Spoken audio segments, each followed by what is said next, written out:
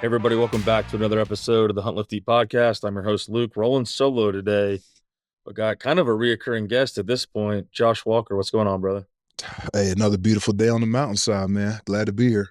Yeah, glad to have you back on. It's we've talked about it every time you've been on at this point, but it's always fun to catch up. We come from similar roots, similar backgrounds. Very similar. East Tennessee, actually, weirdly enough, played football against each other back in the day, so it's always Not just played against each other. Like we had to have put hands on each other, man. Pause. But 100%. we had to have. You're probably the dude that ripped me down by the back of my damn cowboy collar.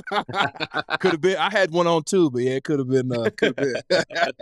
Yeah, man, it's crazy. It's just a small world, and it's awesome. I always enjoy our conversation. So let's jump right into it, man.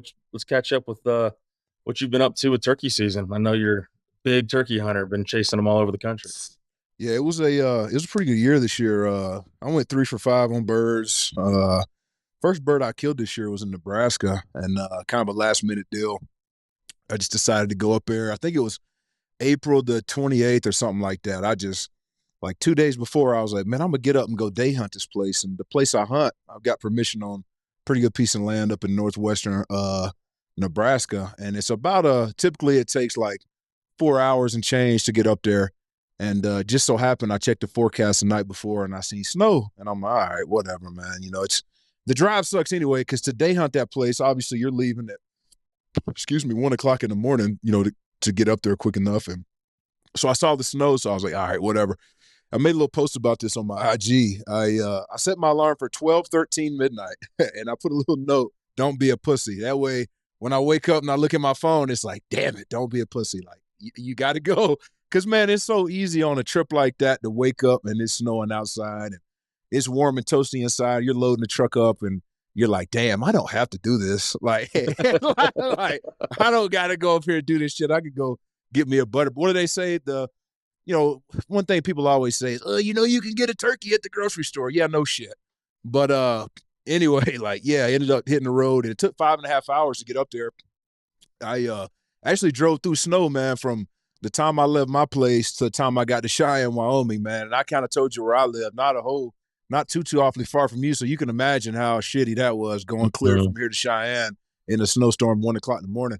One thing I'll say is that shit kept me awake, right? Because you're so focused on not dying on the road that it will keep you awake. But anyway, I roll into town. Oh, by the way, man, the weatherman was wrong in the perfect way, because I saw the weather wasn't supposed to be perfect at my final destination. But, man, when I tell you I got about 25 minutes away, and it was like the skies parted and it was nothing but blue skies, dog. I mean, couldn't have drawn it up no better for a morning to hunt turkeys, man. And so I pull up to my listening point. I'm getting out of the car, and I've got 3 years of experience on this piece of land. So I know that as I'm getting ready, I'm trying to do it as quiet as I can, just in case I hear a distant gobble.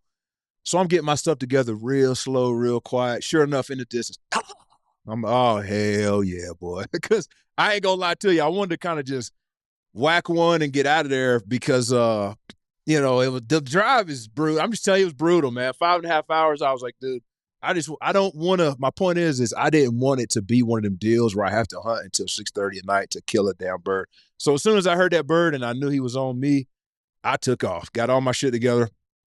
I go to, I'm going to the gobble. He wasn't gobbling his head off, but pretty consistent. And he was by himself, which made me believe it was a tom. Because a lot of times you get multiple birds that time of year gobbling together. It's usually not a great sign. Could be. Maybe it's some long beards together, but typically it's probably a bunch of jakes. So I'm like, hell yeah, he's by himself, got to be a long beard. So I'm chasing him. I finally get to the point where I thought I should be able to see where he was at. And I throw the binos up, and there's a damn coyote standing there looking at me. I'm like, what the hell is going on? I'm looking at this coyote. He's looking at me. And finally he takes off running. I go walk up there. And sure enough, I'm seeing turkey tracks. I'm like, man, he was right here. I'm looking around. I start hearing pip, pip, pip, pip, pip, pip. I'm like, what is going on? I look up in the tree. What happened was, and I wasn't there to see it, but I mean, it's pretty easy to tell. That turkey was standing there. The coyote ran up on him. He pitched up in the tree and shut his damn mouth. So I'm looking around, and all of a sudden there's a turkey. I'm like, holy shit. I look at him. He looked at me. His eyes got big. So did mine. He just started flying away. I'm like, holy shit. I mean, I could feel the wind off his wings, man. He was so damn close. And I didn't pull up and shoot him because I wasn't 100% sure it was the time. Because again, was it the time? Yeah, but looking back at it, it's like I don't want to pop that thing like a pheasant, walk up on a damn hen or Jake or something like that. Even though nothing wrong with well, it's illegal to shoot a Jake. Put it to you like that. So anyway, I watch him fly off, and I go back to the truck, or I was headed back to the truck. I was about to make a left and climb up this canyon to get back to the truck, and I get 3/4 of the way to the top, and I hear a gobble, distant gobble. The way he flew off, and I'm like, ain't no way I'm gonna be able to play with this bird, man. After getting scared by that coyote, ain't no way. But I was like, shit. Like, why would I leave this bird, this goblin, without knowing that nothing's gonna happen? So I'm like, damn. So I turn around and I face back into that canyon. I knew it was a long ways away. So I grabbed my box car. The wind was blowing a little bit, not much, maybe 5 to 7. Grab my box car, reach up as high as I could, and just and you hear. So I'm like, oh hell yeah, he responded anyway. Shit. So where he was at, I was on the south side of a we'll call it a drainage, and he was down and up to the north on the other side and across a flat up top. That's where he was at. He was a long ways away. So I was thinking, well, he's gonna come. If he's gonna come in, he's gonna come to the south and come to the face of that drain. He's gonna walk the line. He's gonna gobble and say, because in nature, the hen's supposed to go to them. So he's gonna stand there. He's gonna. I know what's gonna happen. So I was like, damn it. I dropped down in the drain fast as I could, went up the other side, and I was headed to this saddle. Because before I left, I was like, I bet he comes right there. So I go to that saddle, and I peek up there real slow, and I got my fan in my hand, my strutter decoy. Sure enough, I just see a red head bebopping through the woods, man, headed right for the saddle. I dropped the strutter, and I was like, damn it, if this shit didn't work out perfect. So here he comes through the woods. He don't see me. I can see him. And as soon as he cleared the woods, he turned and looked at me. And I mean, it was as soon as he cleared the wood line, he turned and looked at me. It was about 60 yards. Boom, end of the story. But it just was one of them deals where, number one, I trusted what I thought he was going to do just from the amount of time I've had in the woods. And I went and did it. And my thought process was, hey, this damn thing's going to come to the saddle, and he's going to gobble, and he's going to try to get that hen to come over to him. So I'm going to bring the fight to him. My thought was I'm going to go over there and call to him, and get him to come to that saddle. But he was already on the way to the saddle. I didn't even have to call. Just so happened I peek up over the rise, and I just see his head bebopping through the woods, dog. And I'm like, oh, hell yes, man. So that's the way the first one went down. Lucky as shit. I had him killed by 9:15. I was back home by, I don't know, 4 or 5 o'clock, whatever the hell it was. But, it's a lot easier to ride home and not be tired, too, because you know how it is when you kill something, you just constantly replay that moment over and over. So I'm riding home. I'm jamming out, to some old Hank Williams Jr., you know what I'm saying? And just thinking about what just happened up there in northwestern Nebraska. And shit, that's the 3rd or the 4th bird I took off that place, man. And, it really don't get old, man. It's really a special piece of land. He's got big deer and shit and so on and so forth. It's just, I'm so in love with being able to go up there every year and hunt turkey. I don't even ask him about the other shit. I'm just like, I'm just so thankful he lets me come up there and hunt turkey. I don't want to even get into asking. He done let me bring a buddy up there and all that. It's just, hey, I hunt your turkeys, man. And I'm going to leave it at that because that's good enough for me, man. Yeah, man. Turkeys, I've just fairly recently gotten into turkeys and gotten more serious about it. I've killed a couple when I was younger and probably not the most legal of ways. I killed a Rio in Texas this year, and I looked at the camera guy and was like, that's my first legal bird. And he goes, I'm gonna edit that out. I was like, statute of limitations. I think I'm good. Yeah, but it was they're fun, man. And like I talk to guys because a lot of guys out west just discount them, man, because I Dude, get it. you're exactly right. And you know what, man? It's fun.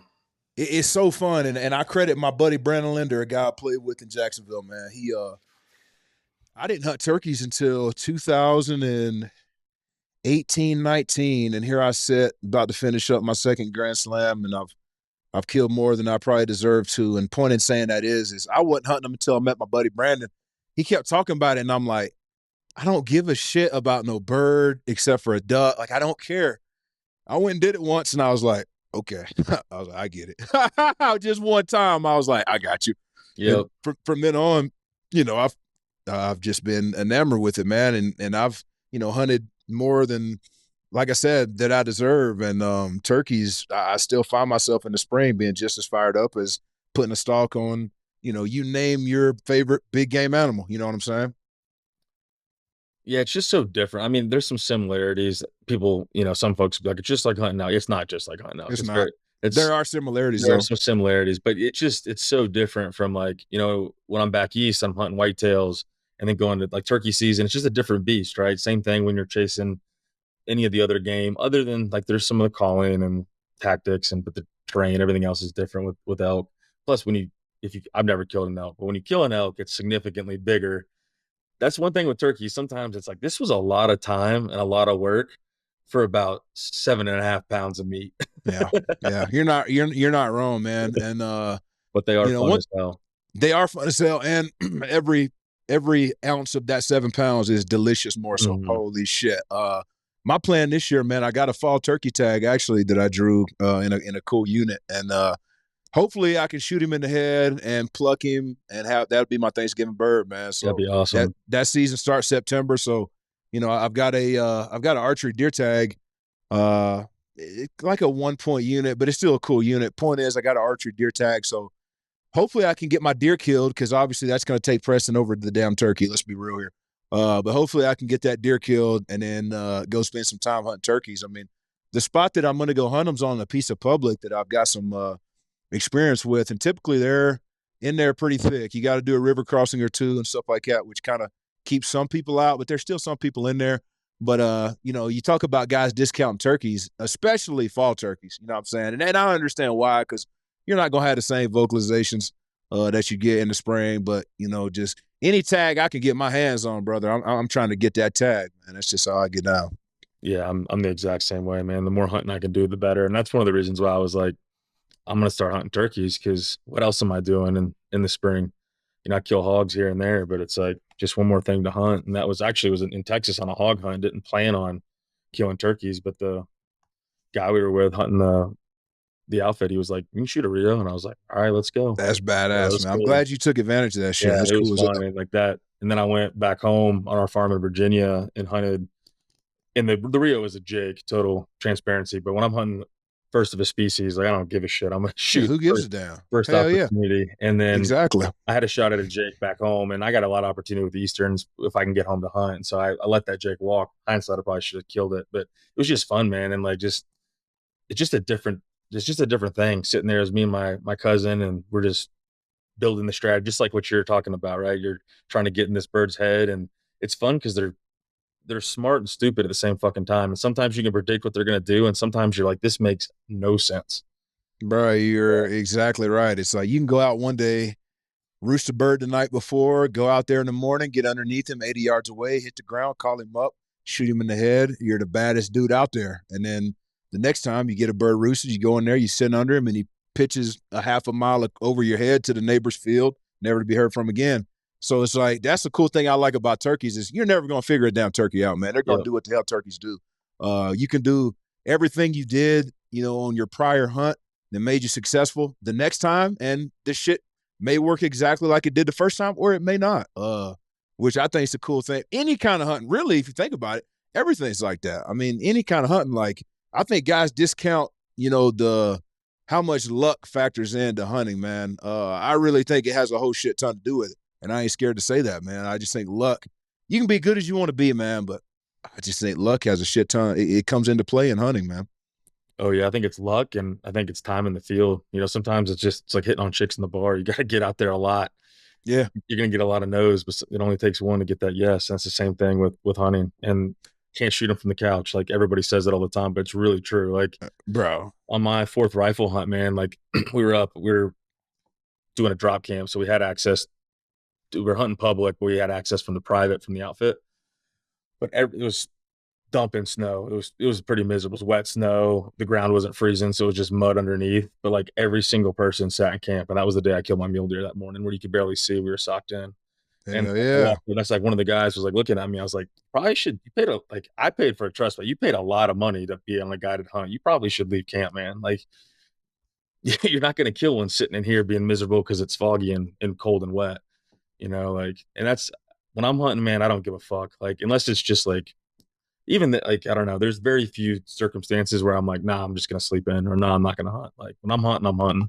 100%, man. And I think that's how you raise you look at hunting and it's all about what can we do to try to, who is it, Paul Medell or one of those guys, they call it like multiplying your odds. And that's all the whole thing is like, what all can I do to at least give myself a damn chance? Well, the first thing you can do is hunt as hard as you can, Mhm. right? That's the first thing you can control is how hard you hunt. Uh, and yeah, you can't kill them on the couch. Another thing that I would say is, I mean, guys love watching videos. And when I say guys, myself included, I'm a hunting film fanatic, love to watch it, don't really give a shit what species is. Well, it really depends what kind of mood I'm in and what kind of tag I got coming up next. Kind of determines what I watch. But I love watching hunting films. But with that being said, you can't beat time in the field when it comes to like getting better, man. Like, I've only been out here since 2019. But one thing that's helped me is I spend an ungodly amount of time in the elk woods every year, man, and in the deer woods and stuff like that, and being able to guide and things like that. And the only reason I say that is to highlight the fact of like the more you can do it, the better you're going to get at it, just like any damn thing you do. Yeah, the repetition's huge, and I think a lot of guys get so wrapped up in the gear and the tactics and all that matters, right? Like, good gear makes your life a lot easier, it'll keep you on the mountain longer, like, I'm a big proponent of good gear and knowing your shit, but, like, field craft, like, just the basic field craft, knowing the species and how they move, like, that's what, like, I've really gotten to know antelope, I've really gotten to know mule deer, and this year's the year I've only been out here for I was deployed for a year, so I guess 2.5 years. And so it's like trying to learn these species so you can start to exactly what you do with that turkey, right? Like you start to get inside their head. What are they going to do? What's the reaction, right? The weather's like this, the wind's like this. I know the thermals are moving this way, so they're going to be bedded. You can eliminate a ton of country. And it's like that's the stuff that I think a lot of guys are missing right now.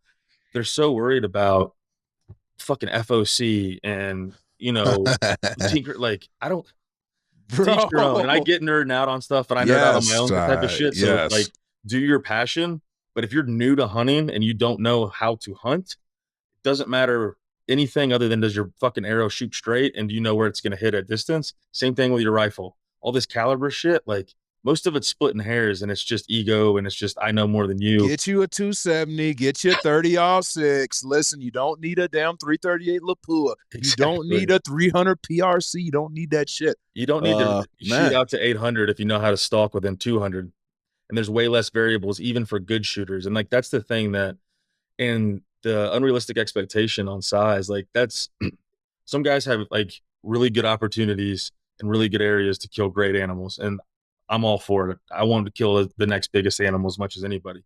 But when I'm hunting a new species and I get a like I get a shot opportunity, like on that Jake, who am I to pass it Boom. up? Because I don't know what I'm doing. Mm-hmm. Right. I need repetitions Mm-hmm. at killing this animal. So then I know what it's going to do next time and then learn and learn. And like I was talking to one of my pretty good buddies and we were hunting and he's like, we had either sex tag, and he's like, "Would you kill a cow?" And I'm like, "Yeah, I'll kill a cow, dude. I've never killed an elk. I'll kill the first legal thing that's in front of me." And he's like, "I want a bull." And I'm like, "You're never killed an animal, any period. Like, you need to kill whatever you can kill and just get the repetitions at killing because like that's probably not the most PC thing to say, but like nothing simulates it. Nothing You simulates know it. what You're I mean? exactly right. You've got to just put animals on the ground. Like, go try to hunt some hogs, kill 5, 6 hogs. If you've got the money to go do some high fence exotics, like there's nothing wrong with that. Just know what it is and don't sell it as something it's not. I've never done That's a exotics, but great I'm, point. I'm definitely down for it, right? Especially because I'm not the best archery hunter, right? With the time that I've had in the army, I just default back to the rifle because it's like I know I don't put the reps in. Now that I'm out, it's like, all right, now I got to get that repetition. So what are these ways that I'm going to check to make sure that I build that muscle memory? Mm. So when I go through it, I'm not going to be sitting there fucking shaking my ass off because I put myself in that situation before it's that once in a lifetime bull.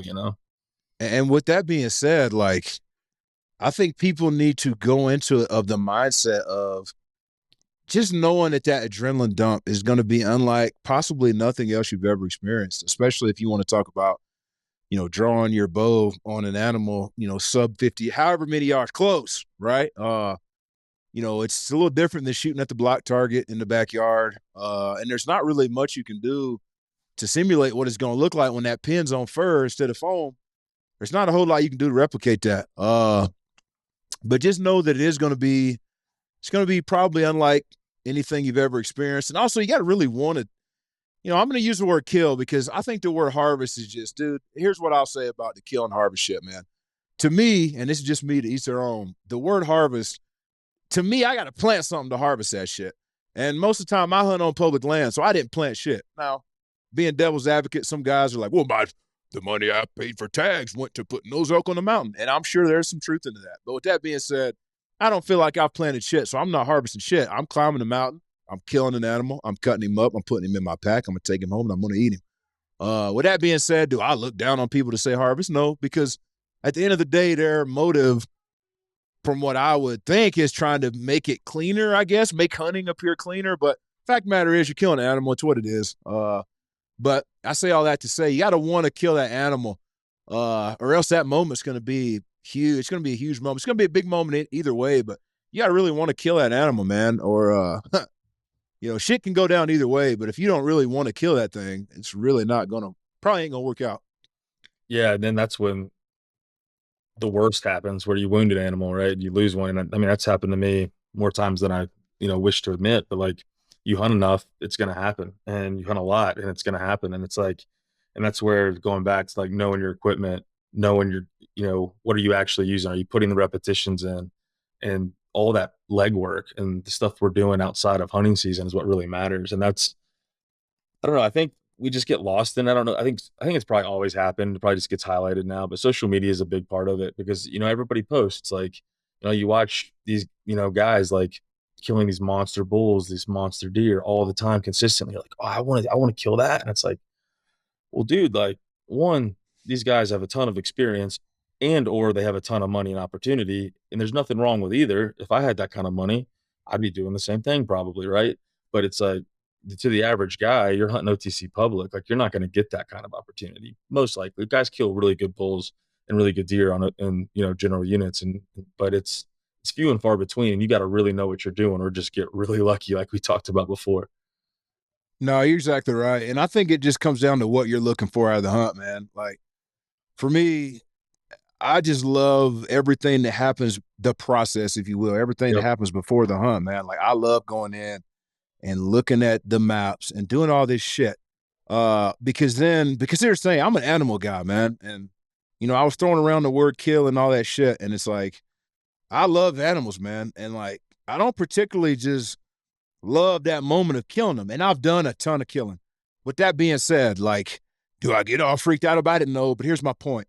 If I've put in a shit ton of work, it's a lot easier to shoot the damn thing in the end of it than as if I've got my guide saying, all right, Josh, another 15 steps and Big Clyde should be bedded in the meadow. Blah, blah, blah. And no, hey, everybody, listen, I'm not looking down on it, but like, again, for me, I just love going into it knowing, fuck, man, I fucking got on the map, looked for some elk finding features, found these elk, went in there. Turns out there was elk there. I was able to get close enough to kill one. I cut him up, put him on my pack. Didn't nobody tell me shit. Put him on my back, took him home. I do all my own meat processing. Same. Put him in the freezer, and the rest is history. I do my own euros, like the bull behind me. Like I did that euro. I've got 10, 12 euros laying around here, and I just love the whole process. People come to the house. Oh, damn, that's a cool, whatever it is, and it's like, yeah, fuck yeah, I killed him. I did the euro. I did all that shit. Like it's cool, man. Like I love the whole process, start to finish. Yeah, I'm the same way, and I get it. Folks have different, time constraints, or they don't have the desire. But for me, like, it's one of the reasons why I haven't hunted Africa. Actually, I've had several opportunities to go down there, and I probably will eventually just to have the experience. But Likewise. I not being start to finish owning the process, it just it just doesn't sit 100% well with me. And I've used processors here and there a couple times, but even that I don't like it because I get it back and I'm all critical and shit. Like I probably would have done a worse job, but I'm like, oh, I killed a gator and they skinned it out and it's like got all these nicks in it. I'm like, motherfuckers, like, God damn Fucking it. amateur hour. Yeah, I'm like, next time I shoot a gator, I'm doing it. But it was a time thing and I'd never done a gator, and I was like, I'll just pay them. And but it's to me it's the full process. It's like knowing that I you know saw the animal, killed the animal, went through the entire process start to finish. Like when you take a step out, it's not necessarily like it doesn't ruin it for me, but it just feels a little bit less. Now this is just me, right? And there's zero judgment on people that use processors because I understand it. But like for me and why I hunt, like at the end of the day, yeah, I want to kill big animals because that's that's what it's how we measure it. It's also more mature animals are harder to hunt. So it's a skill level. But at the end of the day, it's about putting food in the freezer. I feed my family probably 75 to 80% of the meat we kill or we eat is animals that I've killed or it's beef off my family's farm in Virginia. Like that's what we do. And I want to get that to 100%.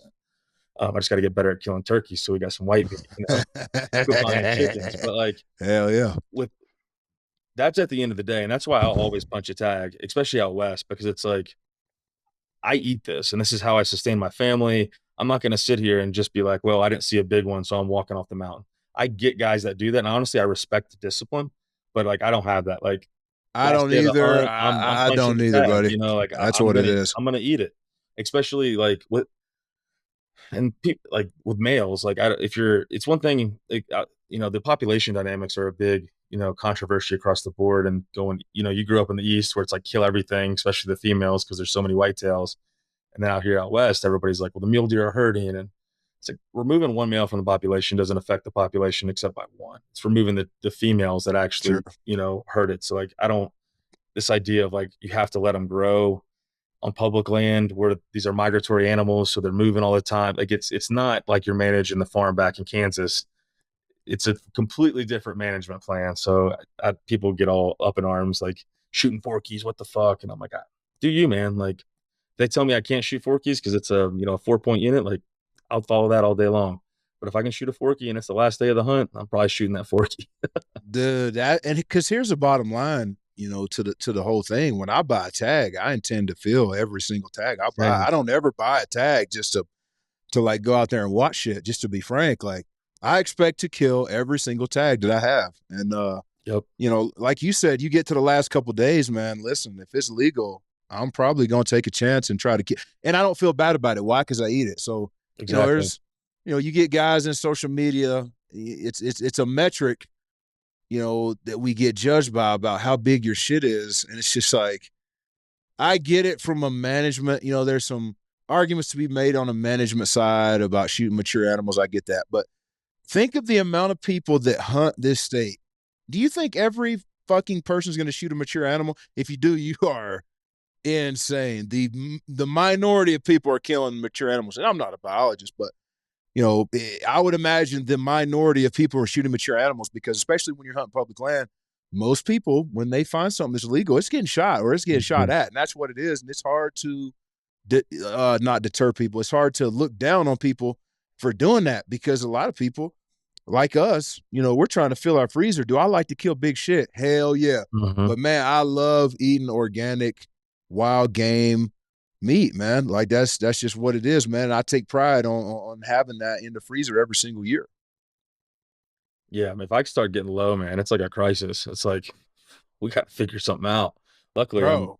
I'm in the opposite problem right now where I'm like got too much meat, but it's a good problem to have, right? And I'm sitting here, I'm like, all right, we're only eating game right now, so we can clear it out because I got some elk tags this year. But yeah, I think everybody just needs to hunt their own hunt. The social media Yes. thing is just giving everybody a fucking opinion, and you can have an opinion, and that's fine. But like, you don't need to project that on other folks. Like, I don't, as long as it's legal and there's a level of appreciation. I don't even want to say ethical because that's even a sliding scale of what people, Very subjective. yeah, Very subjective. but you should have a level of, I think, respect for what you're doing. And I think that that's kind of the litmus for me is like, if you respect the animal, you respect the process, and you're not just out there, how a lot of it went down where we grew up, man, just like drinking beer and slinging rounds. And like, sometimes it wasn't always the best. And I grew up in some of that. Like, I'm not going to sit here on a pedestal.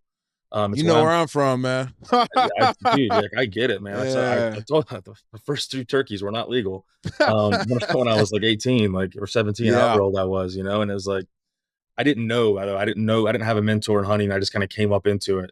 It was just me and like my buddies, my cousins, and my peers. We were just figuring it out together. But now it's like, I know why we do what we do. Like when you're younger, it's like, oh, who are they to tell me I can't shoot land on or shoot animals on my family land? I'll Yeah. do what I want. But you Yeah. don't realize the broader picture of the North American model. You don't know why Mm. we are here, and you don't understand that we were on the brink of losing all of these species. But because we buy into the system, like I buy my, I don't have to because Virginia's like a direct air thing. But if I'm going to hunt back home, I buy my license just so I can go as a non-resident, just so I can put the money back into the ecosystem because I've been extracting from it. right? Mm-hmm. And it's just kind of paying into the system that we all enjoy. And I think a lot of folks miss out on that. But and just God, man, just let everybody hunt their hunt.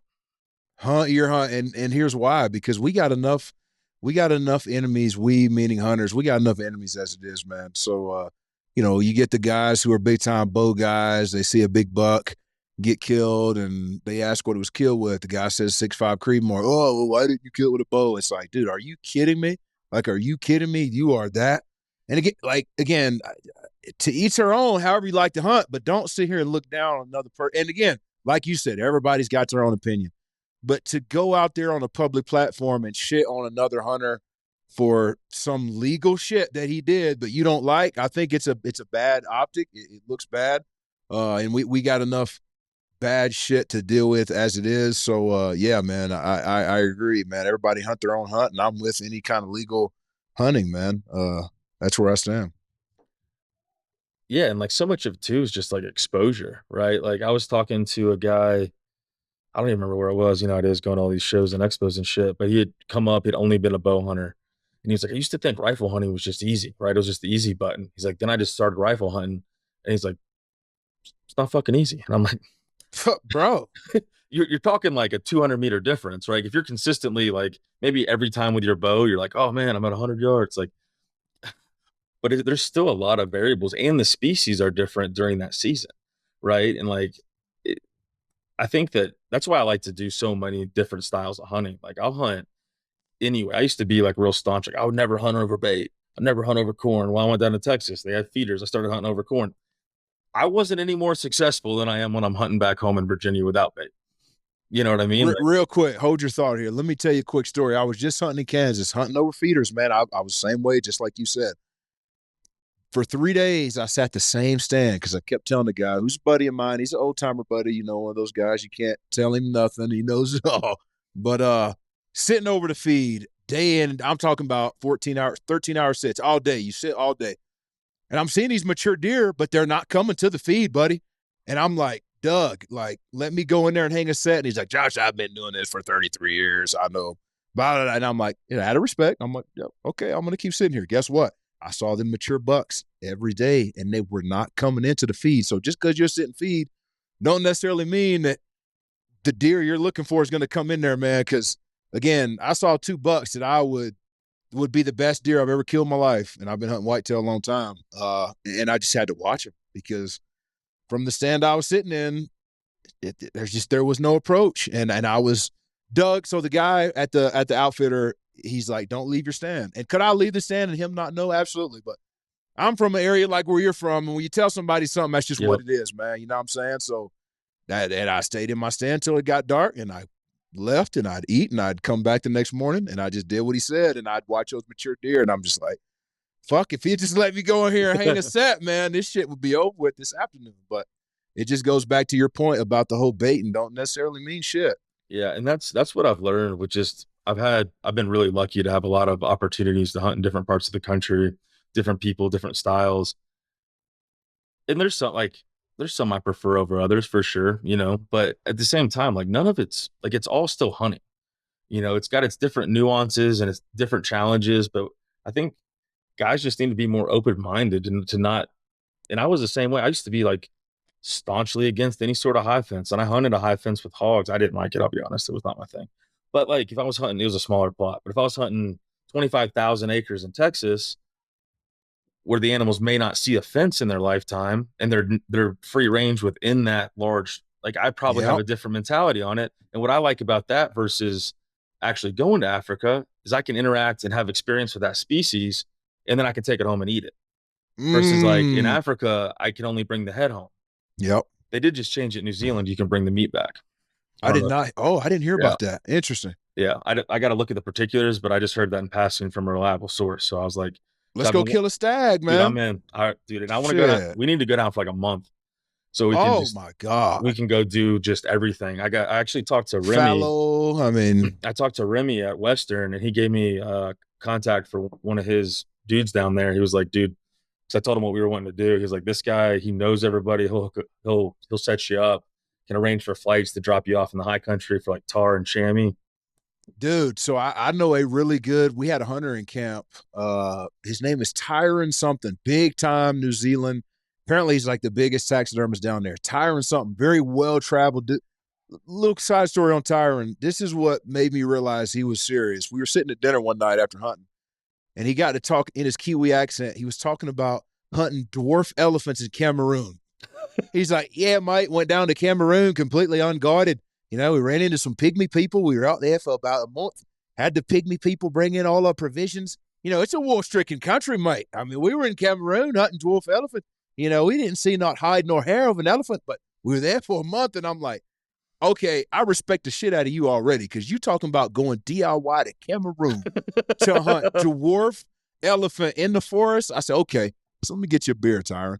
But anyway, my Let's only talk. point in saying that is he's a real Kiwi, like straight up from lives in New Zealand to this day. Big time taxidermist. He does real good work. So let me know about that shit, man. I About that will. New Zealand shit. Yeah, I'm probably looking at like 2026. Get some Yeah, long lead time to plan it and that'll be get the perfect. schedules. Yeah, I'll keep you in the loop, man, because we're gonna try to get a crew down there, and I think it'd be sweet. Like my plans to you can get like a dude. There's no license. It's crazy. There's no licenses. You just go down there because everything's invasive, and so Yeah. you just whatever the import shit is. And I'm hoping with if I can contact this guy, arrange for even not having to fly rifles and all that stuff down there because it's just such a hassle. Oh, And if we can rent rifles from him and rent a vehicle, they got houses and there's like stone cabins. I don't know. I gotta do a lot more research. But what I've been doing, I'm like, dude, this sounds awesome. hell yeah. And then Yeah. I don't know if you got your I don't know if you got your cow elk tag this year or not, but if you don't, man, you ought to get this cow tag because where I'm about to go in fourth rifle, it ought to be good. And there's several of them left. So if you're interested in that, let me know. Yeah, well, I'll get with you right after. Actually, because I told you I don't remember if it was on this or before we started, but I didn't. My dumbass forgot to put in for my Colorado Oh, tags. then bro, like the secondary is open right now. When we get off here, I can just text you the code, put in for it, and we'll go shoot two cows. Yeah, I'm in. I'll put in for it as soon as like right now. So because if I don't, I'll forget. Yep. Sounds good, dude. Dude, yeah, hell yeah. It's been a long time coming. We definitely need to get on the mountain together. Oh, for sure, man. It's gonna be a badass camp. We'll take the wall tent up there, get the stove going, all that shit. It'll be a good one. A little snow, it'll be nasty weather, it'll be fun, man. Dude, I did fourth rifle last year, so Oh, you know what's up. dude, I've spent a lot of time living out of a bag and learned some lessons on that one. Some shit that one I knew better and just was like, I'll be all right. And then two, where I was like, fuck. Just like because I was ready for snow, I was ready for rain, but it was just like that wet snow, nothing Woo. froze, muddy as hell. I ended up wearing damn lacrosse Alpha Burley's more than I wore my actual mountain boots just because it was so muddy and Mud nasty, boots. Yep. and but killed a little 3x4, so I was stoked. But like it was just it's just different, and like it changes. And I talked to a lot of folks about this that are going up into the high country. Like weather forecast means nothing, zero. Don't trust it, and you got to prepare for everything. It could be 75 degrees in November. It could be dumping snow and -10 with the wind. Like it's just you get up to elevation, and in that time of year, it's just and vehicle recovery plans is a whole nother thing. Like dude, I flipped a truck and when I was mule deer hunting several years ago, I rolled my Tacoma. I was driving in the forest. It went from straight dirt, like it was warm down at the bottom, and it rounded a corner, and it was like a hard line where it just went straight ice. Hit the Oh. ice, slid, the road widened. It was west of Boulder, and there was a boulder in the middle of the road, and I hit that boulder and just dumped my truck right on its side. Ooh. I flipped two trucks, one of which I was driving, one of which I wasn't, and it's something you never forget. That's for damn sure. Oh, it's you're so disoriented, and you're just Well, shit slows down, man. I yeah, remember the console came open and there's like pins and shit yeah, flying yep. everywhere, and it was like, damn, like everything was going slow as shit, man. Yep. I was sitting there, the cops, the shout out to Boulder County, man. Those guys were the sheriff's office, they were awesome. We were sitting there rocking it, trying to flip it back over. He was like, do you want to keep? I was like, dude, if we can get this over, I'm just gonna keep hunting. But we could not get it to dump back over. I had to wait all night for a damn truck and got it hauled off the mountain. Buddy picked me up, got a rental car, drove back up there the next morning, but I didn't get up there till late because we were up till 2 in the morning. Dude, Ah, this is my first time trying to hunt around Boulder. There's probably 300 fucking hikers on that trail. I got out with my rifle and started getting all these looks, and I was like, no, this ain't it. I drove that's around brutal. trying to find another access point, and Boulder County, for those that don't, there's actually a big fight right now with the feds because they posted that you can't hunt on Forest Service land. Um, Excuse me? yeah, Boulder County's got it posted you can't hunt on Forest Service, and because of like shooting complaints from the neighbors and all this other shit. And and I didn't know any better. I'd been in Colorado for 4 months at this time, but in hindsight, I probably should have just ignored them or at least called the Forest Service and been like, "Can I like, is this real?" Right. And they're in a big like legal fight over it right currently. And dude, because I was watching, I was staring at fucking $4 just sitting up on the ridge right there at the access. It would have been I was glassing them from the pull off on the road, and I'm like, but there's along the road, there's all these signs. Boulder County can't hunt Forest Service. Yeah, it's nonsense, dude. Jesus. It's the last time I grabbed a tag near Boulder. What's that? 29? Is that what that is? Yeah, I think it's 28 or 29. Yeah. I got a pretty decent story about how you were talking about like the whole rental. Anyway, so I hit a deer. You're talking about flipping your truck. Long story short, 2014, my girlfriend and I were headed up to this cabin that I was renting in Green Bay. I was up there playing ball, and I was in my 2002 Chevy Avalanche, man. Same shit I was driving to college. Went to pass this semi truck. Boom, I'm getting squirrely. Rolled the truck, but it was crazy how it happened. So I'm sliding literally perpendicular to the road, sliding in oncoming traffic towards the traffic. Finally, I see headlights, and I'm like, I've got to get this thing off the road. Throw it off the road. Now I'm sliding on the dirt, and I'm like, well, this will be all right. I'll put it four-wheel and crawl out. All of a sudden, I see train tracks, and I'm like, fuck, there's going to be a berm. Sure enough, we hit the berm on my side. Boom, hit it. Do-do. All of a sudden, all I see is a console come open. Bro, we had shit to spend a couple days up there, so we got groceries and shit. Bro, there's potato salad flying around, eggs. My dog was in the air. Oh, like man. we had 2 dogs in the truck, man. Shit was everywhere, and so the cop came up, kind of pissed me off, man. It was the lady cop came up. First thing she said was, "So whose truck is this?" And that's the first thing she said after rolling the truck, and that pissed me off. So I just walked away and kind of told my girlfriend, I'm like, that pissed me off. Like, that's all you got to say is, whose truck is this? Not, are you okay? Do you need EMS? Any sort of help? Buddy, I was pissed off about that. So anyway, we get the wrecker up there. Wrecker pulls me up and pulls me to the road. And I was like, dude, how bad is this, man? Be honest with me. I was like, if this was your truck, what would you do? And he like looked around it, in his thick ass Wisconsin accent. He's like, well, buddy, you're not leaking any fluids or anything. Your cab's kind of crunched a little bit, but to be honest with you, I'd probably just try and drive her back. And I was like, damn, all right, well, I think that's what I'm gonna do. So dude, I went. The best part of this episode is all your fucking accents. Dog, like it's a very Wisconsin and Minnesota, very distinct accent. And so shit, I see the trail that I made, sliding on the dirt off the side of the road, and man, my chainsaw's barred down in the snow like 100 yards from where I just came off. There's firewood everywhere. We was packed to spend a couple of days up there. So I get my chainsaw and shit, grab some wood. I go to take off, get down the road about 2 miles. And I was like, damn, I smelled something, man. I could smell something that I didn't like. Like something smelled not right. And I was like, well, is it just oil that kind of, a little bit of oil leaked on the engine and the engine got hot and is it burning off? What is it? I didn't like it. So I pull over and I call this place in Crivets, Wisconsin. I can't remember the name, or I'd give them a shout out, but I don't ever use the football card, but I did because they were closed for like 15 minutes. So I call them like, hey, this is an emergency. I told them who I was, told them what I did, this and that. And they sent out a car on a rollback. And it was the smallest damn little Ford Fiesta something. And I'm 6'5", 335 pounds at the time. Like huge dude. And anyway, I'm like, I'm just thankful to have a car that I know is going to drive us back. So we're headed back to the house, and I shit you not, middle of the night, look to the side of the road, and I see a doe. And I'm like, all right, cool. What are the odds? What are the odds? She starts running with the car. I'm like, what are the fucking odds? Here she comes right in front of the car. Boom! In the rental car. Hit a deer in the rental car on the way home. I start punching the steering wheel. Boom, boom, motherfucker. Boom, boom, you fucking piece. I was furious. So here I am taking out 2 insurance claims within hours of each other.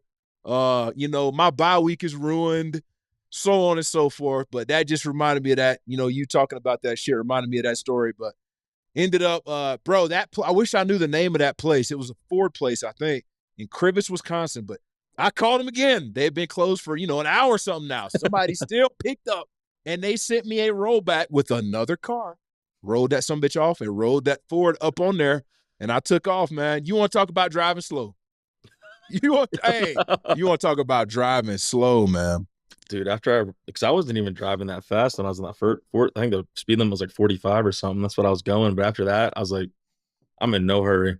You know, you roll Mm-hmm. a truck or you have some experience like that, like, nope, Bro, no hurry. you're never gonna forget that shit, man. No. Like the first time I rode was 2009, and like I remember it like it was yesterday, man. Long story short, went home with a buddy of mine from college, and we were about to go to Knoxville to party for the weekend, and we left his house in Wildwood, Georgia. Are you familiar with that area? Or yeah, Wildwood, Georgia. Anyway, got a badass house way up high on this hill. It had snowed, fresh little skiff of snow, like 1.5 inches, 2 inches of snow. Start to go down his driveway, and I felt it getting squirrely. I'm like, this ain't right, boys. I was the only one with my seatbelt on. I was sitting in the back. So it was to the right of us was a ravine, instant death. To the left of us was the side of the mountain, right? Because it's like a switchback. So you always got mountain on one side, ravine on the other side. That's the way it is. And so thank God Joe turns the wheel into the side of the mountain. Well, that turned it sideways.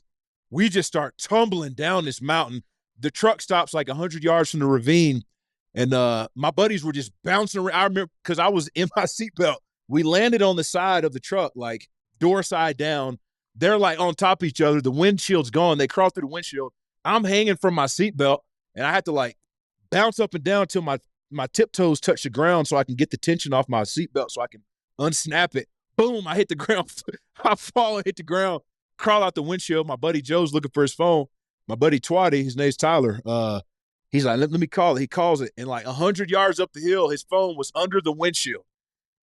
Under the windshield, 100 yards up the damn hill, man. Crazy shit. Never forget it. And this was shit. This has been 15 years ago, damn near now. Or it has been 15 years ago. Crazy shit, man. Yeah, that's the shit you'll never forget. But back to the kind of what we were talking about with, these high country late season hunts, like a lot of guys will come out from, the East or for the Midwest. Like Midwest folks obviously know how to deal with snow, but it's different when you're on the side of a fucking mountain. And Yeah. that was, when after we killed my mule deer, Carter and I were trying to climb out, and we drove all the way to the bottom.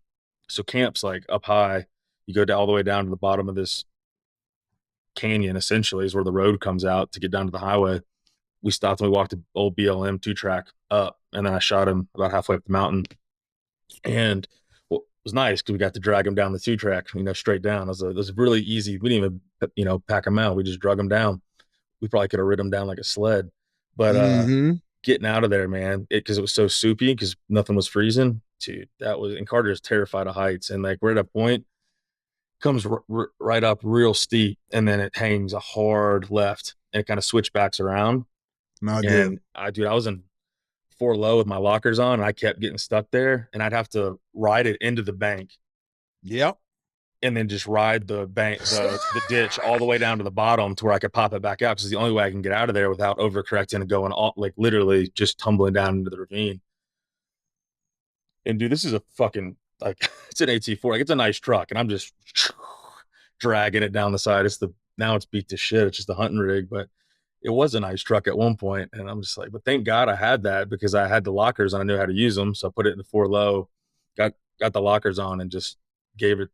I was like, Carter, hold the fuck on, put your seatbelt on, because if this doesn't work, we're probably gonna. Because I was real Yep. timid hanging that turn, but then I goosed it out of there. But I was like, all right, before I hunt next year, winch, come alongs, everything. Like I'm gonna have a full setup before I do anything like that again. Just and chains, like chains are another thing. Like just spend the $1,500 on the full set for your truck. Like if you're gonna be hunting in those conditions, because like you're not gonna regret it. And it just it's insurance is what it is. It's peace of mind and Yeah. insurance, exactly what you And know how said. to And use it too. Like know how to use the equipment. yep, man, I went through a very similar experience. I guess it's been 2 years ago now, man. And I've got a big old F-250 jet. It's a big old truck. And I was going down a hill on the way up. I knew it. I was kind of scared on the way up because it's a hairpin to the left on the way up. And it took all I had to get up it. So I'm like, God dog it. On the way down, it's going to be brutal because it was so slick. Mm-hmm. So the whole time I literally cut my hunt short because I wanted to handle that in the daylight. Mm-hmm. So I was like, I don't want to come out of here and do this shit at night. So I'm like, I'm walking to where I want to get the glass, and I was a little bit late, and I'm like, dude, you know what? I'm going to burn the rest of tonight and leave because I think that's the right thing to do because that turn, it scared me, man. It scared me. So on the way down, sure enough, I get to the top, and on the way down, it hard pins or it switch backs to the right. And I get to the top because I want to stop and just look at it for a second. And I'm in forward low with the lockers on. I try to stop. She don't want to stop. And I'm like, Mhm. well, here we go, boys. Like, I got to figure this out. And exactly what you said. It was ravine on the left, mountain to the right. So what I did was I cut hard to the right just so my front passenger wheel would catch that ditch. And that Mhm. saved me because I literally slid down and was about to go off the mountain, but I turned my wheel into that ditch, and that passenger front tire caught in that ditch, and it just kind of turned me around. But like I was about to go tumbling down the hill, and I mean, I don't know what would happen, but it wouldn't have been good. No. Yeah. And that's if you you take your truck up into that kind of country, like, you're gonna get some scratches and fuck the truck. Like, you exactly, like, you gotta drive it to the side of the mountain and ride that ditch, ride it down because it's way better than tumbling off the side. Because even if you do live, getting out of there, there's gonna be now you got a whole 'nother host of problems, you know? Whole nother host of problems, No cell man. phone signal, you got a long walk back, or you got now you're in a survival situation with how you're gonna and that's stuff that I think a lot of guys just take for granted, like, it was a couple years it was that probably 2021 when that bad snow came in and, like, Third Rifle, and, dude, there was guys that their vehicles were literally buried. Um, I wasn't hunting then, luckily, I'd hunted earlier in the season, and I'd hunted Wyoming during that time, which, weirdly enough, Wyoming had less weather, but I had, buddies that they just completely got buried, and they instead of hunting, they spent 14 hours shoveling their trucks out. And Oh, there was, out of staters that just were not prepared. So like just if you guys are coming out to hunt in some of these higher elevations, just think about what you're bringing, tools, kit to be able to live in the truck. Like think about extra fuel cans, like alternative forms of warmth, like extra water. Like I don't go anywhere without a couple gallons of water, like even in the summer.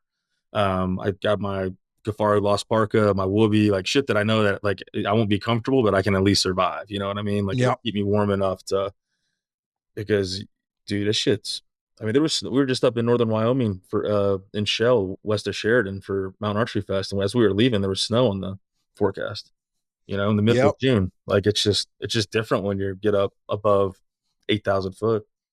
And that goes to show it doesn't make a shit if it's archer season or fourth rifle. Mhm. Snow can move in at any time at elevation. I mean, at any time, man, It that shit really can move can. in.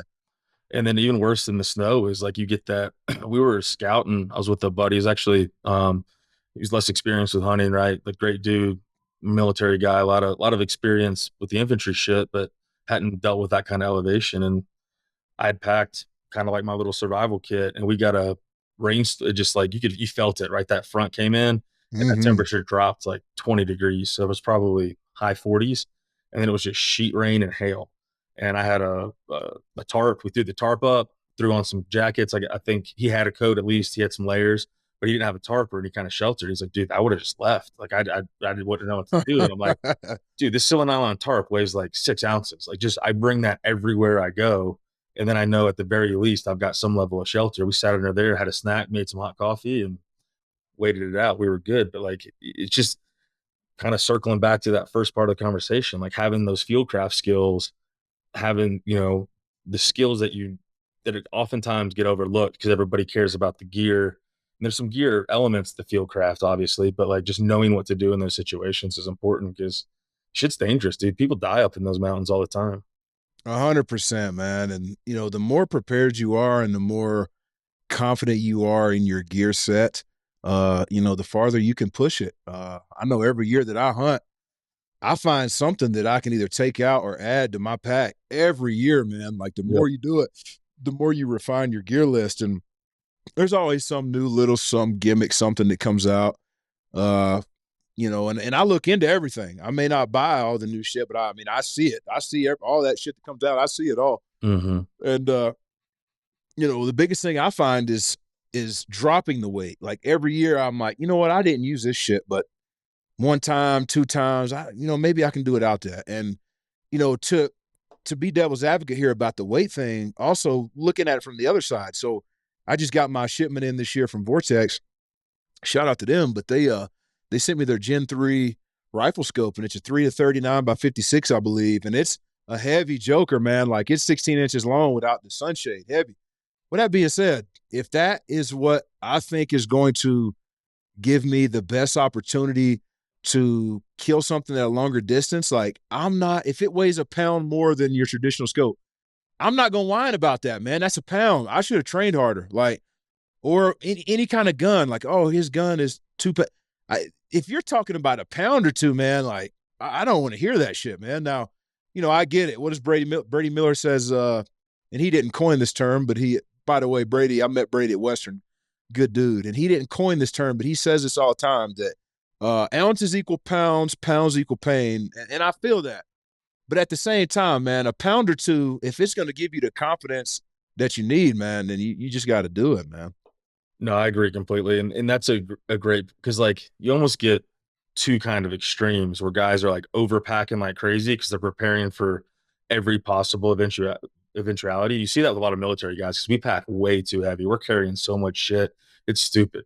And then you see it, the other extreme is like this ultra light minimalist, like pack light, freeze at night type thing, and it's like there's a balance there. And I try to just like think about multi-use for my gear, right? If I know that I've got like one pack in where I'm dumping, I'm setting up base camp, and I'm going to go a certain distance, and it's just going to be, I'll go a little heavy. Like it's going to suck, but that's where the training comes into play, right? Like making sure that that's not going to frag me for the rest of the hunt.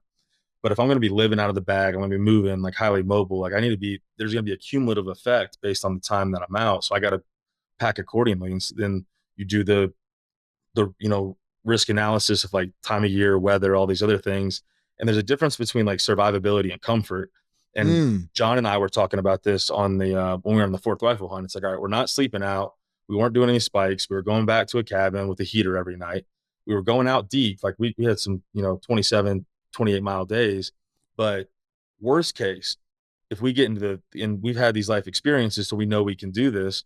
Worst case scenario, just a movement to daylight. I'm just going to walk through the night so I don't freeze to death. I'm going to Yep. hate my life. It's going to suck, Yep. but I'm going to keep moving. I'm going to just keep walking. I'm going to get back to camp. I'll deal with the effects later. So that's like going through the risk of like, what's the worst case, the true worst case scenario. Then there's like, all right, I'm hurt. All right, well, that's why you got a Garmin, you got an SOS, and you get a helo or something, and then to get you out. But planning through that, so it's like when you know that and you know what you're worth, and some people probably can't do that. One, like mentally, like that, it fucking sucks. Like I've done movements today, like it's not fun. And so you need to know that you can, like, if you've never been to the backcountry, like that being your contingency is probably not the best thing. You need something else, if I'm being honest. Like a lot of, Yes. because like you need the experience to know that you can do it. And things get weird at night. And you know this, like, dude, we were dropping off. I felt so fucking bad, dude. I knew better. But we had gone on same hunt, fourth rifle. We were on the top of this fucking, it was actually the same mountain that I was trying to drive out from. And when you see it in the daylight, you'd be like, Luke, you're a fucking idiot. But we're up top and you're looking down in the daylight and you're like, we can pick out a good route and we can just drop instead of going the 7 miles back around. And then we couldn't coordinate for a ride to have somebody pick us up right on the private line. So we were gonna have to walk another 3 miles back to camp. So you're looking at 10 miles, which wasn't too bad, but like you're like, or we could just drop straight down, hit the road, and then walk up the road. That seems better to me. Dude, it got black and Carter doesn't like heights. We just kept cliffing out. And I was basically, I was like, dude, stay away from me because I don't want you to come up where I'm coming up where you just see that black. And like I started to like, once again, like I wasn't worried about myself because like I'll just stand there and do jumping jacks till daylight or I'll hike back to the top. But like there's this, like if you're already scared of heights, and like props to Carter because I have no fear of heights and that shit sucked for me. To have the fear that he has and still be able to do what we did is like, it's badass. It's way more badass than me doing it because it doesn't bother me. That dude nutted up the entire time. But we're sitting there and like, dude, I'm like, fuck, backed out, pick another route. In the daylight, it would have been easy. You're just picking, your track. And so finally I just kept moving. We found the ravine. I was like, all right, if we stay in this ravine, we're probably gonna be pretty good. We got out. But when the next morning when we drove through, I looked up at that. I was like, holy shit. It's like one of those when you're at the bottom, like you have to look straight up to see the top. You're like, fuck. Yeah, everything looks different at night, man. Yeah. God, dog, and everything looks different at night. And that's another thing. That's a good point you made. Like, people need to understand, like, you go out there in the backcountry, you go to camp. Obviously, you should have in your mind a glassing point or something in the morning. My point is this, like, you're going to be walking through the woods early in the morning in the dark as quietly as you can to get to these places. And, you know, you can't. There's nothing you can do, and there's nothing I can say that's going to take away the fear or the anxiety of what goes on at night. But I know for me, what helps me is I mean, what's the difference between the night and the day? That's what helps me is I'm just like, fuck, it's the same damn thing. The lights are just off. Mhm. And that's what helps me. And I've spent, a lot of time out there by myself and, you end up in the dark by yourself a lot by red light. And for instance, like one of the first elk hunts I ever went on, we left the tent at like 3:30 in the morning. And I just remember walking by red light and I see an owl land in front of me, like in a tree, 12 yards away, if that, not even close, like close. And it lands like 10 foot up off the ground. So not that high above me. And it's just looking at me. And I'm like staring at it in this red light. And it's just looking at me. You know how they do with their head, like turning it around, looking at me like, what is this shit? Way back in here with this red shiny light at 3 in the morning, like, what the hell is it? And that, I don't know, man. That's one of those little things that goes back to what I said about the reason I love the shit is like just the situations you find yourself in out there, man. Like animals look at you a little different back there, man, because they ain't near as used to seeing you as the neighborhood deer and shit like that, man. It's cool being back there. Oh, it is, man. I wasn't even that much in the backcountry, but last year I was hunting in Wyoming on a chunk of private with one of our buddies, Gabe, and we sat there and we watched a coyote like stalk two bedded like mature mule deer bucks. And you're like, Wild. What?" Like it didn't make like if somebody had told me that, I mean, like, I got video of it though. Like this thing just creeped up, and we were hoping. Ironically, while we were hunting private, it was on an HMA that I didn't have access to, so I wanted it to go from the public to the private. Uh, but I was like, maybe this thing will push them. But like, dude, this coyote just moving up there. I don't know if he like saw us and was associating, the hunting with a gut pile or something. But it was just like the coyote would look at us. We were probably 400 meters, 500 meters away, but you'd probably see our orange, and like it was just a really weird. It's just the type of thing you don't see unless you're out in that kind of space. And those moments are what I live for, right? Like it's like you felt this in the whitetail woods, man. When you get situated and you're there for about an hour, hour and a half, and it's like the woods come alive again around you. It's like they've accepted you into the ecosystem. Like that is Yeah, my bro, favorite feeling, man.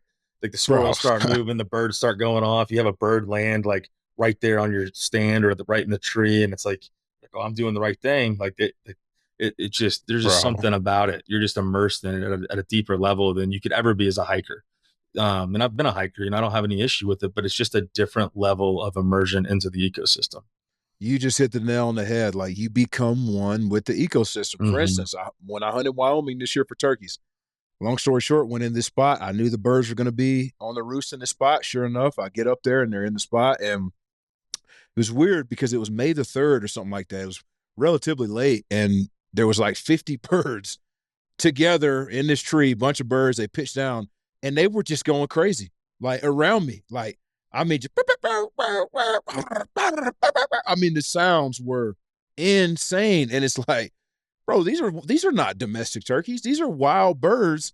And like I'm sitting here, and obviously, as we all know, their sense of sight is incredible. Their sense of hearing is incredible. Uh, and do they know I'm here? I don't think so, but maybe they do, and they just don't give a shit. My point is, I was sitting there amongst them, never had a shot, but I'm just sitting there, and they're doing turkey shit, man. Like, how many people sit amongst a flock of turkeys and just watch them sort things out because that's what they do. When they're still in a big group, they fly down in the morning and there's a pecking order, man, and they sort stuff out. And to be able to just sit there and watch it and see who's the dominant bird and watch him not break strut, just go into strut and swell up and not break for no reason, just like basically saying, yeah, fuck you. You see me. I got a full fan. I see the rest of y'all. These are my hands. I don't care. I'm going to stay in strut. Yeah, it probably don't feel great, but I'm going to stay in strut and I ain't going to break it. And just to watch that, like, and just be sitting on the ground against a tree, like, when else do you see that? I don't know. I don't know. You don't. I mean, we're preaching to the choir because I'd say 99.9% of people that listen to our podcast are hunters, but that's what we've got to do a better job of articulating to those that either don't know about our lifestyle or just flat out don't support it. And some of those people will never change. And that's one of the most important things we can do right now. Circling back to what we talked about with just not shitting on each other, like coming together as hunters. Like we're all in this for the same reason, at least Yeah. for the most part, right? Some guys might purely have ego into what they're doing, and that's okay, I guess. Like that was me probably 10 years ago, and I don't have any judgment for it, but like that's not me anymore, right? Like I want those experiences, and I think you touched on it earlier, right? Like you will kill and you have killed, but that's my least favorite part of the hunt for a couple of different Yeah, reasons. man. One, there's so much like my mule deer, like, dude, it did not go well. I don't need to rehash the whole story, but like it was 100 yards, 6.5 Creedmoor. I kept penciling them. I was getting no expansion. Changed my mind on a 6.5 a lot. Like I've killed a lot of shit with it. But anyways, I don't need to get into all that. But like a lot of things can go wrong that may or may not be within your control. So there's risk there, hurting the animal, wounding the animal, missing. Like to me, there's like anxiety in that. There's almost a relief afterwards, but then like it's almost like a disappointment because like fuck, it's over. Like I gotta wait again. 100%, man. Like maybe I got another one lined up in a couple weeks and it's a little bit easier. But if it's at that last hunt of the season, you're like, fuck, I got a year. Like Bro, it's when like, I killed my damn. Colorado turkey this year, I was with my good buddy Danny Ferris from Ultimate Predator Gear Decoys. I shot that bird. First thing I felt was elation. Fuck yeah, I killed my bird. But then I'm like, damn, like that's it. Like that's it for Colorado. That's it. I was like, damn, that is it. Yeah, Yeah, man. yeah. When you love the process and the hunt and the whole thing start to finish, like the shot is probably one of the worst parts because it's over, and Mm-hmm. then there's I think there's gravity in then killing. And that's why I do deliberately use the word killing because I don't want to soften what we do, right? And I Mm-hmm. understand why people say harvest because it's an optics thing and they want to try to change the narrative a little bit. But like I don't believe I don't believe softening it or pretending like it's something it's not is doing anybody any favors. If they want to come after it because it is what it is, and that's okay. Like that, I would rather fight that fight than try to I'm pretend right like there it's with you. something else. You know what I mean? I'm Like right there with we you, are man. killing. Shit does go wrong. We do lose animals. We do wound animals. But you know what? So do fucking wolves and so do bears. And we have every bit as much a right to be on the landscape because we've been here as long as they Bro, have. You know what I mean? bro, nature is brutal as shit. You got people don't understand this. Like Dude, a wolf when you get killed, when you get killed by a wolf or something like they that, eat guess you what? alive. You're literally going to be laying there with your arms curled up because there's nothing you can do. You're exhausted. They've ran you to death, and you're laying there getting eaten from your asshole Mm-hmm. or your nose.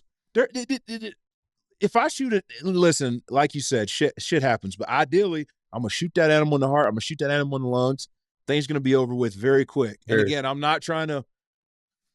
All I'm trying to say is that nature in itself is so brutal, and like if we do our job as hunters, and again, it's not always gonna work out the way we want. That animal is not gonna suffer, man.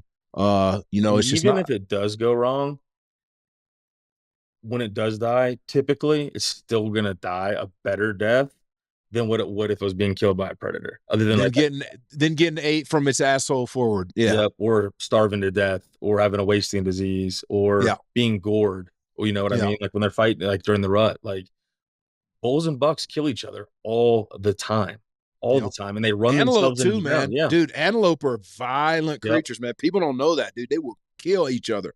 they will run themselves into the ground. All they want to do is breed. Like they waste away. Like that's why the mature bucks are mature for a reason, right? They're the hardiest ones. A lot of them don't make it to that point. And I get so frustrated when people are like Yellowstone isn't natural, right? Like that's not naturally how it was because we have been hunting them.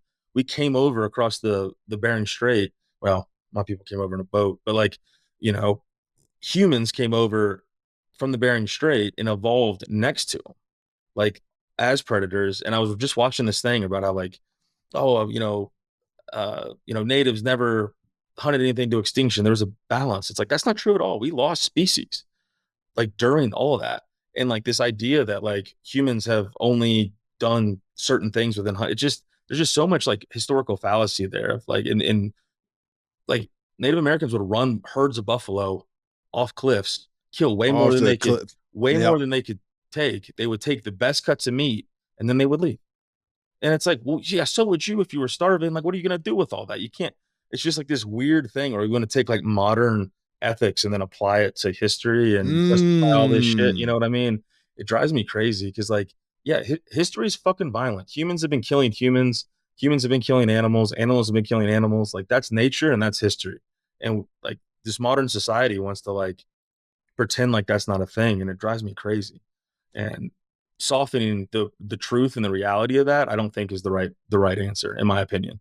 And I agree I get into 100%. art like debates with folks all the time about. I'm actually going to have here in a little bit have somebody who disagrees entirely with me on the podcast, so we're going to talk about it because like I might be wrong. I mean, I'm very open. I've been wrong a lot in my life, but like I don't see.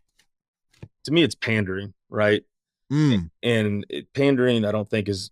I think we just need to have a hard, honest conversation about the reality of the world. Because if you're a vegan, your soy fields kill way more animals than me and you as a hunter, where we go kill one. And that's a problem. Like if you're anti and you're gonna come to me, and this has never happened, but you're gonna come to me about why do you kill animals, but yet you have on shoes and other things that contribute to the killing of animals. Listen, I'm gonna have a problem with that. Dude, Because most of don't the time, come to me if you don't know your shit, man. most of the I time, don't it's want to not hear that. even vegans. We get shit from other hunters, and we get shit from folks that aren't hunters, but they still eat meat. And then Yeah. it'll be What are right we there. talking It'll be about? in their profile. And I literally just say, like, the difference between me and you is I don't use proxy killers. Like, I kill it myself. To include, like, up until a few years ago, the beef from our farm we would kill on site. Now we use a processor. But like, it, people just have such a disconnect to the reality of the world. Like, life consumes life, and there's no way around that. No matter what you're doing, even if you have your own garden, you are going to do something to keep the damn tomato bugs out of your tomatoes. Yep. You know what I mean? Like, Yep. because you're going to do something. So like you are going to like the only like two things in this world that's like you can eat that don't kill anything are like unfertilized eggs and honey. Mm. And ironically, vegans don't eat those two things, which I've never understood. Holy shit. I didn't know about Yeah, the honey thing. yeah, honey doesn't kill the bees. So What are we there's two things talking you can about eat here? that aren't life, and it's unfertilized eggs and it's honey. I don't remember. Somebody Damn, I've listening. never heard it put Yeah, that way, man. and vegans don't eat those because they're from animals, which is stupid. But they'll kill a plant, and plants have some level of sentience. I read a study the other day that some scientists came out with a report that they cry when you cut them and we just can't hear it. Apparently, they make sounds when you cut the damn thing. And again, I didn't read the whole damn deal, but apparently some study came out that they like have emotions and shit, plants, which again, who knows the truth in it, but it's out there. I don't know what they're gonna eat if that becomes mainstream. Yeah, Like, no shit. dude, it's wild, man. Like, I don't want. We just live. I mean, I know what it is, right? Like, it's there's a cognitive dissonance that happens the more removed you get from that kind of ecosystem because we're in city. And when you look at like the landscape, it's an urban way of life versus a rural way of life, right? Like, it's just there's no like north south or east west. It's just urban and rural across the entire country, and it's just a different line of thinking. And I'm fairly moderate politically. I'm not, some crazy right winger. I just Likewise, man. I just believe in Likewise. like individual rights. Like if let folks do what they do as long as it doesn't interfere with other folks. But I also accept the reality of the world. I'm right there with you, man. I'm right there with you. But dude, this is not the direction I thought I was going to go. I thought we were just going to talk about turkey season and shit. But as I enjoyed Holy the hell out of shit. this conversation, man, I'm Yeah, excited man. for to get into camp. We're going to be up all night just chatting. I know, no shit. You already know what it is, man. We can sit here all damn night talk about hunting, but Oh I yeah, mean, we just scratched the surface, and we got an hour 15 minutes into this yeah, man. I was like, yeah, I was doing math. I was like, all right, turkey stories. Are we going to cover all the topics? thing. No, it was good, man. We still got it. We'll get you back on and tell the rest of the turkey stories, and hopefully have some successful mule deer and get you recap this fourth rifle cow hunt we're gonna do. Because I'm excited for that, Dude, man. I'm 100% let's in. do it. Yeah, Let's we'll do do it. it. And I'm 100% serious about it. Like I said, I'll text you over the code, Yep. and but let's go up there and do it. Yeah, we will. We're real quick before we wrap up, man. Tell everybody what you got going on with the podcast and everything else you got your hands in. Yeah, man, I've been pretty inconsistent with it, but about to get it back up and going with a lot more consistency. It's called Retired to Hunt. You can find it pretty much all the major platforms, and then where I'm most active, you'll find me on IG at highcountry_J Walk JWALK. So yeah, Hell yeah. Go check out the podcast, give them a follow. Josh is always into something, whether it's guiding, whether it's hunting, whether it's scouting. Try to, man. I'm jealous. Now that I'm out of the army, I got to start catching up with the time you're putting on the mountain, man. You're way better than I am, so I got to shorten that skill gap a little bit. But I'm excited, man. You got a lot of good shit in the works, and hopefully we can make this elk hunt happen. Well, let's do it, Luke, man. I appreciate you having me back on. Yeah, anytime. We'll definitely do it again. But as always, we appreciate the hell out of you guys. Talk to you next week.